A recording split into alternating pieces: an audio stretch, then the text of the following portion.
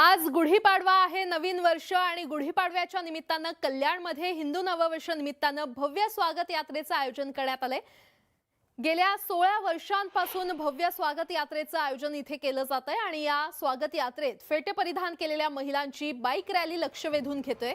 तर बच्चे कंपनी, वारकरी, छत्रपती शिवाजी महाराज, राणी लक्ष्मीबाई यांच्या वेशभूषा करून स्वागत यात्रेमध्ये अनेक नागरिक सामील झालेले आहेत आणि तिकडे पुण्यामध्ये गुढीपाडव्यानिमित्त अनेक ठिकाणी शोभायात्रांचं आयोजन करण्यात आलंय। मर्दानी खेळ, ढोल ताशा, घोडे आणि पारंपरिक वेशात शोभायात्रा काढण्यात आल्या। नववर्ष स्वागत समितीच्या वतीनं तिकडे नाशिकमध्ये विविध कार्यक्रमांचं आयोजन करण्यात आलेलं आहे। नाशिकच्या काळाराम मंदिरापासून स्वागत यात्रेला सुरुवात झाली आहे, तर स्वागत यात्रेत लेझिम, ढोल पथक आदींचा सहभाग आहे।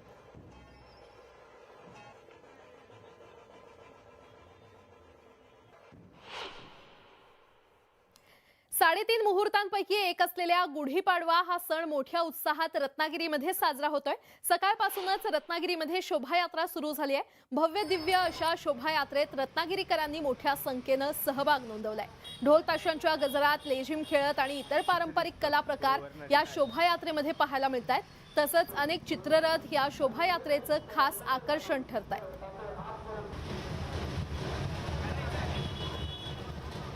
आणि रत्नागिरीतून थेट आमचे प्रतिनिधी सचिन सावंत आपल्यासोबत जोडले गेलेले आहेत। सचिन, सगळ्यात आधी गुढीपाडव्याच्या तुम्हाला खूप साऱ्या शुभेच्छा। रत्नागिरीमध्ये सध्या काय वातावरण आहे?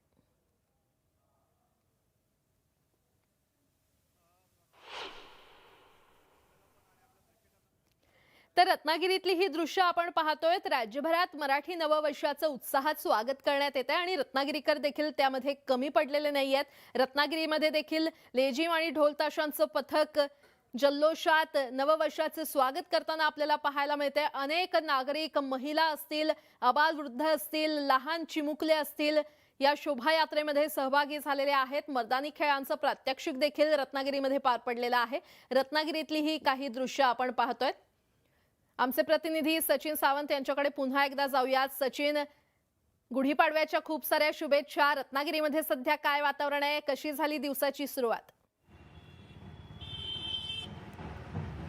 आपल्यालाही आणि आपल्या प्रेक्षकांनी गुढीपाडव्याच्या हार्दिक शुभेच्छा। रत्नागिरीमध्ये सध्या जर बघितलं तर उत्साहाचं वातावरण आहे आणि इसका मुहूर्तापैकी एक हा मुहूर्त आहे आणि या मुहूर्ताचं इथे जल्लोषात स्वागत केलं जात आहे। आणि मराठी नवीन वर्षाचा देखील आजचा दिवस आहे। या ठिकाणी जर आपण पाहिलं तर पारंपरिक वेशामध्ये पेटे वगैरे बांधून महिला या ठिकाणी मोठ्या प्रमाणात सादर झालेल्या आहे। या ठिकाणी एकंदरीत गुढ्या ज्या आहेत त्या गुढ्या हातात घेऊन इथं महिला वर्ग मोठ्या प्रमाणात हजेरी लावताना दिसतोय। एकंदरीतच ही जी शोभायात्रा आहे ही भव्य दिव्य स्वरूपात इथून निघालेली आहे। या शोभायात्रेमध्ये पारंपरिक खेळ आहेत, लेझिम आहे, ढोल ताशांच्या गजरात ही शोभायात्रा हळूहळू आता पुढे निघालेले। पूर्ण रत्नागिरी शहरातून ही शोभायात्रा आपल्याला जाताना पाहायला मिळते आणि या ठिकाणी उत्साहात आणि जल्लोषात हा जो गुढीपाडव्याचा जो मुहूर्त आहे हा साजरा करताना आपल्याला पाहायला मिळतोय। दुसरं जर पाहिलं तर या ठिकाणी काही महिला आहेत, त्यांनी डोक्यावर करा घेतलेला आहे। जी पारंपरिक पद्धत आहे कोकणातली, ती पद्धत देखील आपल्याला या ठिकाणी पाहायला मिळते। आपण जर बघितलं तर मी कॅमेरामॅनला सांगेन की त्या पद्धतीनं ते डोक्यावर कलश घेऊन महिलांचा उत्साह जर बघितला तर सकाळपासूनच या महिला ज्या आहेत या रॅलीमध्ये सहभागी झालेल्या आणि ही जी पारंपरिक कला आहे कोकणातली, ही कला जी आहे ही या ठिकाणी पूर्ण सादर करण्याचं काम रत्नागिरीकरांनी आता केलेलं आपल्याला पाहायला मिळतंय। निश्चितच सचिन, रत्नागिरीकरांचा देखील उत्साह पाहायला मिळतोय। ढोल ताशांचा पथक, गजर आहे, पारंपरिक वेशभूषा नागरिकांनी परिधान केलेली आहे। सचिन, धन्यवाद या संपूर्ण आढाव्यासाठी। तर गुढीपाडव्यानिमित्त कोल्हापुरात देखील शोभायात्रेचं आयोजन करण्यात आलेलं आहे। ढोल ताशांच्या गजरात ही शोभायात्रा निघाली आहे। मराठी कलाकार देखील या शोभायात्रेत सहभागी झालेले आहेत। कोल्हापूरची ही काही दृश्य आपण पाहतोय। आमचे प्रतिनिधी ज्ञानेश्वर साळोखे यांच्याकडे जाऊयात। ज्ञानेश्वर, सध्या काय वातावरण आहे? आहे तो गेल्या तासाभरापासून या शोभायात्रेमध्ये पाहायला मिळतं। आपल्याला पाहायला गेलं तर सगळे हे मराठी पालिकेचे कलाकार सुद्धा आहेत, ते या शोभायात्रेमध्ये सहभागी झालेले आणि एक प्रचंड उत्साह आहे तो या शोभायात्रेच्या निमित्तानं आपल्याला पाहायला मिळते। ह्या शोभायात्रेतले काही क्षणचित्र सुद्धा हे सगळे कलाकार आहेत ते आपल्या मोबाईलमध्ये साठवून ठेवण्याचा प्रयत्न करतायत। काय सांगाल, मगाशी तुम्ही ताल सुद्धा धरला होता वाद्यांच्या वरती, कसं वाटलं? खूप छान पहिल्यांदा केलं मी ते आणि मला इतकं छान वाटलं. आता आमची छान मिरवणूक निघतेय, सगळे भेटतायत आम्हाला, सगळे प्रेक्षक भेटतायत. ऍक्च्युली असं 1 to 1 भेटता येत नाही, या शोभायात्रेच्या निमित्ताने भेटता आलं, त्यामुळे खूप छान वाटतं. खरं तर काही गुढीपाडव्याच्या तुमच्या आठवणी असतील, घरामध्ये कशा पद्धतीनं वातावरण होतं, काही त्या आठवणी सांगा. श्रीखंडपुरी, गुढीपाडवा म्हटलं की श्रीखंडपुरी आठवतंय, आईच्या हातचं श्रीखंडपुरी. शूटिंगच्या कारणामुळे आम्हाला घरी राहता नाही येत सणांच्या वेळी आणि त्यावेळेला आम्ही ते खूप मिस करत असतो, आपली माणसं मिस करत असतो.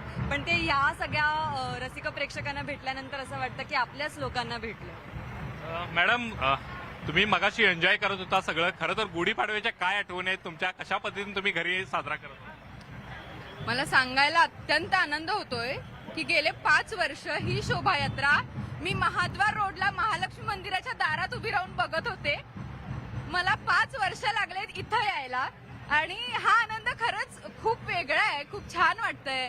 माझी फॅमिली थांबली आहे इकडे. कधी एकदा सकाळी गुढी आपल्या दारात लावून, कधी एकदा शोभायात्रा करवीर गर्जनेची सुरू होती, अशी एक्साइटमेंट असायची आणि त्या शोभायात्रेसाठी आज सेलिब्रिटी म्हणून मला आमंत्रित केलंय, त्याबद्दल खरंच खूप आनंद आहे आणि खरंच सगळ्यांना खूप खूप शुभेच्छा. या ठिकाणी पाहायला गेलं तर या कलाकारांच्या सुद्धा गुढीपाडव्याच्या निमित्तानं काही आहेत त्या आठवणी आहेत, त्या आठवणी आपल्याला त्यांनी सांगितलं आता. आणि ह्या ठिकाणी पाहायला गेलं तर ढोल ताशाचा गजर आहे तो पुन्हा एकदा आपल्याला पाहायला मिळतोय आणि या सगळ्या संपूर्ण भारलेल्या वातावरणामध्ये, उत्साह आणि चैतन्याच्या वातावरणामध्ये कोल्हापूरची शोभायात्रा सध्या महाद्वार रोडवरती आल्याचं पाहायला मिळतं. प्रचंड असा उत्साह आहे तो सगळ्यांच्या मध्ये आपल्याला दिसून येत आहे. निश्चितच फक्त नागरिकांमध्ये नाही तर संपूर्ण वातावरणात हा उत्साह पाहायला मिळतोय, संचारलेला हा उत्साह. ज्ञानेश्वर, धन्यवाद या संपूर्ण आढाव्यासाठी. दरम्यान उत्सवांचं माहेरघर असलेल्या मुंबईतल्या गिरगावात आज गुढीपाडव्याच्या दिवशी मराठी नववर्षाचं स्वागत मोठ्या जल्लोषात केलं जात आहे आणि नववर्षाच्या स्वागतासाठी गिरगावात आज 2 भव्य स्वागत यात्रा काढण्यात आलेल्या आहेत. गिरगावात स्थानिक शिवसेना ठाकरे गटाची स्वागत यात्रा आणि स्वामी विवेकानंद मंडळाची स्वागत यात्रा निघाली आहे. स्वागत यात्रांचं मुख्य आकर्षण अर्थातच ढोल ताशा पथक, भगवा ध्वज पथक आणि पारंपरिक मराठमोळ्या वेशभूषेतील मुलींची बाईक रॅली, तसंच सामाजिक विषयांवरील चित्ररथ आणि रिंगण सोहळा अशा भरगच्च कार्यक्रमांनी मराठी नववर्षाचं स्वागत पारंपरिक पद्धतीनं केलं जात आहे. आई एकविरा देवीची भव्य मूर्ती, चाणक्याची प्रतिकृती यावेळच्या स्वागत यात्रेचं मुख्य आकर्षण आहे.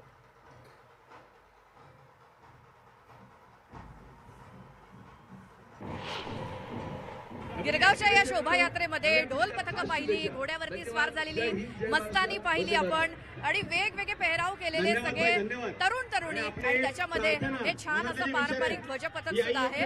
आणि याचं वैशिष्ट्य म्हणजे याच्यामध्ये लहान लहान मुलं आहेत, त्यांच्या प्रशिक्षक आहेत किंवा त्यांचे कोच आहेत, ते त्यांना शिकवत असतात आणि ढोल ताशाच्या तालावरती ते ध्वज नाचवत असतात.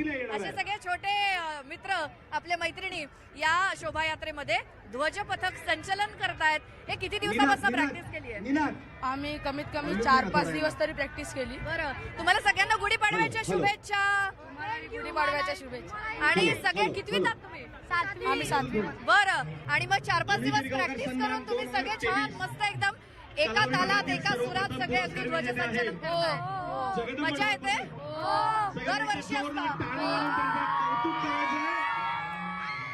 हे सगळे ध्वज पथकातले छोटे छोटे मित्रमंडळी आहेत, त्यांनी अगदी ढोल ताशाच्या तालावरती शिस्तबद्ध पद्धतीनं त्यांच्या या शोभायात्रेमध्ये त्यांचं ध्वज पथक पुढे निघालेलं आहे आणि हे देखील या शोभायात्रेच्या शोभेमध्ये आणखी भर घालतंय.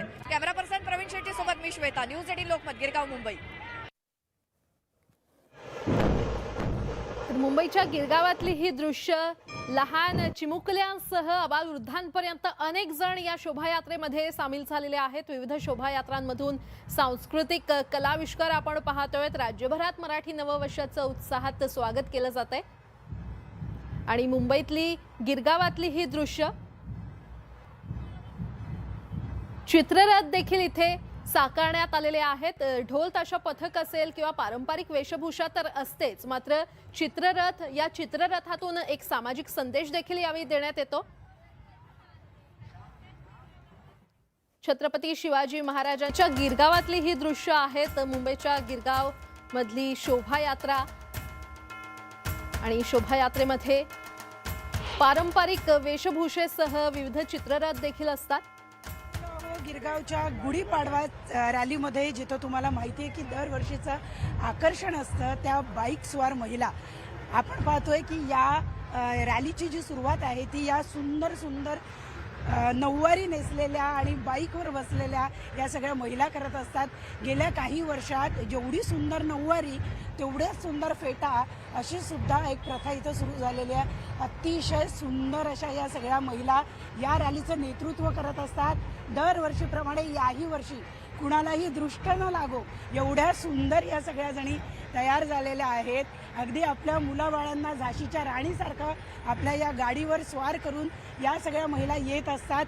यावर्षी सुद्धा आपण पाहतो आहोत की इतक्या सुंदर या सगळ्या जणी तयार झालेल्या आहेत की त्यांना त्यांचं कौतुक करण्यासाठी सुद्धा मला शब्द अपुरे पडतात. तरुण तरुणी असो किंवा महिला असो सगळ्या यामध्ये उत्साहाने सहभागी होत असतात. आपण त्यांच्याकडून जाणून घेणार आहोत.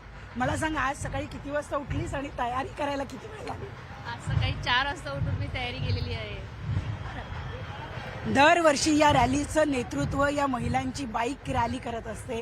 काय सांगशील, काय वाटतं आजच्या दिवशी? मी तर खूप उत्साहाने करते सगळे. माझं हे 7वं वर्ष आहे हे करण्यासाठी. मी खूप उत्साहाने करते सगळ्या गोष्टी. बरं, आणि तयारीसाठी कधीपासून? मी या तयारी करते 2 महिन्यापासून तयारी चालूच असते आणि संपत नाही. लास्ट मोमेंटपर्यंत चालूच असते. जितकी सुंदर तू तेवढीच सुंदर तुझी बाईक सुद्धा सजवत असते. बाईक या स्पेशल रॅलीसाठीच घेतलेली आहे मी. आपण बघतो की तिने स्पेशल रॅलीसाठी गाडी घेतलेली आहे. तुम्ही पण गाडी या रॅलीसाठी म्हणून शिकलात की काय? हो, रॅलीसाठीच गाडी शिकली, नाही तर गाडी येत नव्हती मला. पण माझी मुलगी भाग घ्यायची ना, त्यामुळे तिने मला जबरदस्ती केली आणि गाडी शिकवली. आता पुढच्या वर्षी म्हणते मम्मी बुलेट शिक म्हणून. नक्की आपण पाहतोय की त्यांच्या लेकीने त्यांना आग्रह केला आणि त्यानंतर त्यांनी ही बाईक शिकलेली आहे आणि आज या त्या बाईक रॅलीमध्ये सहभागी झालेल्या आहेत. त्यांचं म्हणणं आहे की यावर्षी त्या मोपेटवर आल्यात, पुढच्या वर्षी त्या बाईकवर येणार आहेत. कारण या अख्ख्या रॅलीचं आकर्षण असते ती महिलांची ही रॅली. आणि यावर्षी आणखी 2 शिलेदार नेतृत्व करतायत. ते त्यांच्या बाईकवर म्हणजे त्यांच्या सायकलवर नेतृत्व करतायत. मला सांग, सायकल कधी शिकलास? सेकंड मध्ये शिकलास.